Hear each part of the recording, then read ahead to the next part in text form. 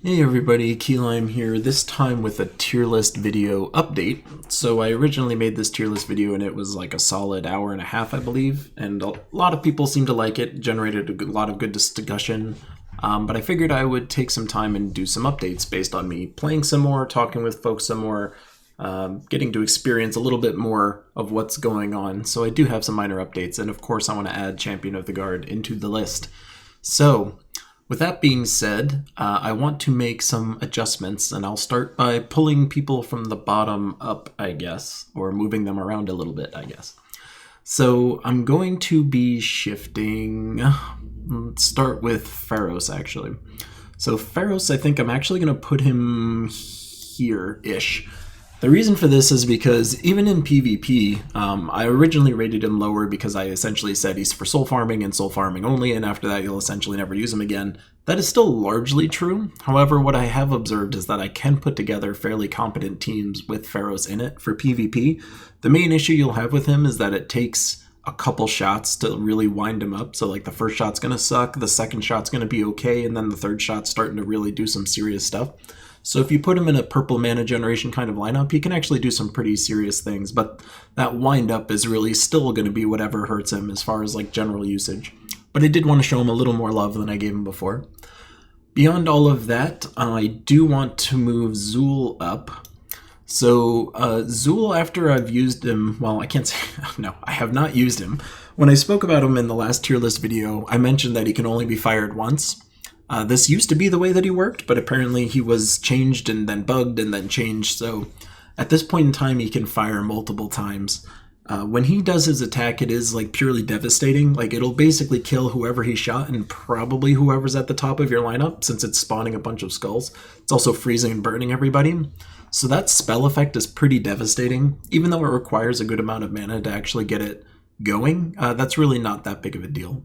So it's not super complicated to get somebody full. So with that being said, Zool, of course, I think needs to move up. The fact that he can fire multiple times and just, you know, how devastating that attack actually is, that was really what was keeping him back, was that he was kind of a one-shot in my mind, but since he is not a one-shot, of course, I'm putting him there. So I apologize to anyone who I misinformed. Beyond all of that, I do think I want to move Voice of Orpheus down a little bit. Probably here-ish. I mentioned in the video when I made him that he was brand new to me at the time, and of course that was making me a little more biased. I still think he's very good though. Someone that can passively cleanse like the entire team just by matching any yellows is extremely strong. So I don't think that he needs to move a ton. I'd still value him higher than some of these other people. However, that being said, since he doesn't have any loop potential, it does kind of hurt him a little bit as far as the overall list is concerned. I think Elamogrim can move back a little bit. I think that Worldbreaker can move up a little bit, just minor adjustments there. I do want to move Wild Queen up. So, and actually let me just go ahead and do something like this. This. Yeah, that makes sense. So, Wild Queen, I've been pushed and pushed by everybody after I made my last tier list video to give her a chance, use her in other lineups. How could I rate Yasmin's higher than her? The reason that I do is because, the reason I did, I should say, is that her ability is kind of a scary thing to do. Theoretically, it should be pretty safe. She creates a lot of mana when you use her. She's creating 11 green and 11 skulls. So generally, as long as the board is somewhat green or somewhat full of skulls, like she'll generally loop in some capacity. The only reason that I valued Yasmin's higher was because magic damage is more consistent. It doesn't require the board to be doing anything, and she does make a lot of mana. I think I accidentally mentioned that she can make more mana than her. It was actually boosting her damage, not the amount of mana she generates, so I apologize for that error as well. But I think I'm going to have to agree with the general community. I think the Wild Queen does deserve to be up there higher on the list. After using her for a good amount, it is pretty damn devastating when you get her cast off, so that's actually really nice. I think I definitely need to move Obsidius up, so I'm going to put Obsidius probably right there. So as far as the actual stunning of everybody when you just do a 4 or 5, it is just so insanely strong, especially in the meta in this day. Even in events or delving, like traits are an extremely effective part of what a troop is bringing to the table, so it's kind of complicated to say, you know, he's only a high B tier. Just the fact that he's stunning and the fact that he's giving you a lot of mana generation and the fact that he can do a good amount of damage, I do think I need to put him up there a bit higher. So I'm going to go ahead and throw Obsidian up there in the A tier. Looking at the list, even still, I think I'm going to pull Queen of Sin down. Maybe even put her in the mix there. That feels better, actually. So Queen of Sin, I think what's hurting her again is more the loop potential side of things. Blessing is extremely strong, however you'd have to build an entire lineup around just purely demons if you wanted to put her in there. So I think the lack of loop potential I'm finding is actually hurting her placement on the list, even though she summons a high value demon to go into the lineup. Like if you summon a Wrath, that's basically like an ideal summon from that point of view. But I think overall I did rate her a little more highly than I should have in that capacity. So I did want to pull her down just a little bit. I do also think I want to pull Famine up. I'm going to put him around here. So Famine's ability when you cast it is just kind of like completely devastating. Having all of your mana drained completely from everybody is just like gross.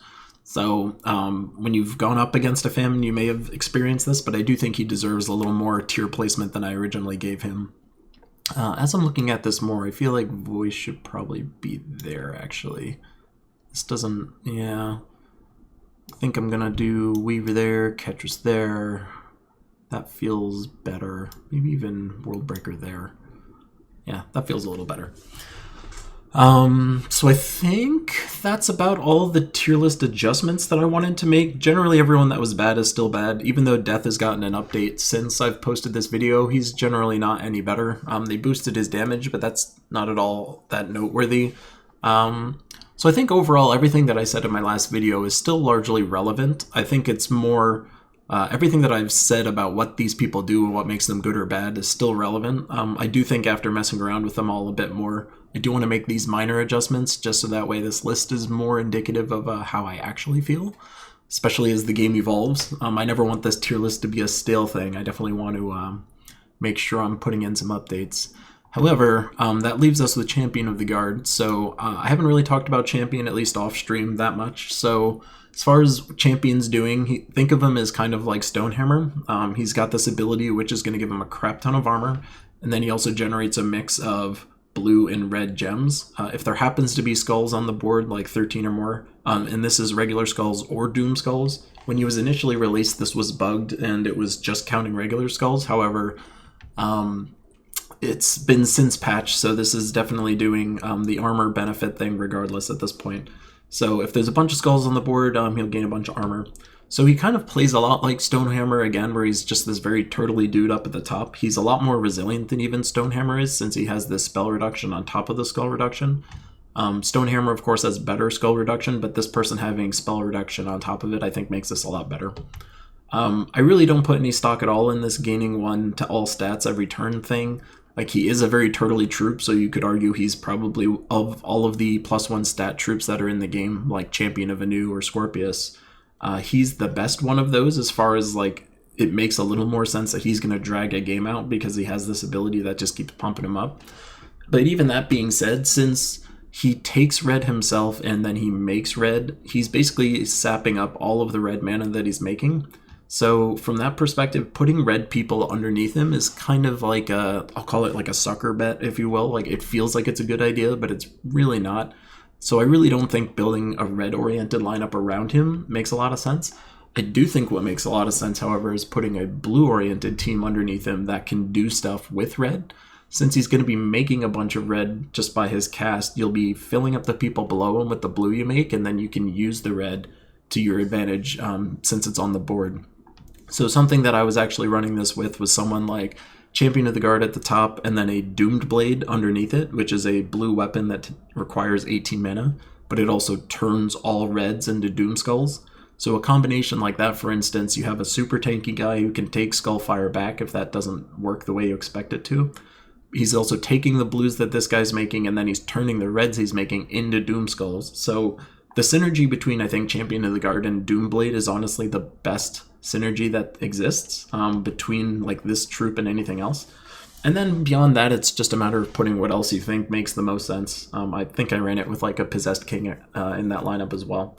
But I think if you're trying to build around Champion of the Guard, if you were lucky enough to get him last week, generally what you want to be trying to do is putting blue people underneath him, or just having a sick amount of red generation on top of this guy. So if you're going to be trying to do red troops underneath him to take advantage of this, which admittedly I don't think is all that worth it, make sure your mana generation is even stronger. Like, this guy by himself is not going to be enough to pump up all the other red people below you, since he's going to eat most of the red mana by himself. So, with that all being said, where do I think he fits on this list? So, as a reminder, we've got Mr. Stonehammer around here.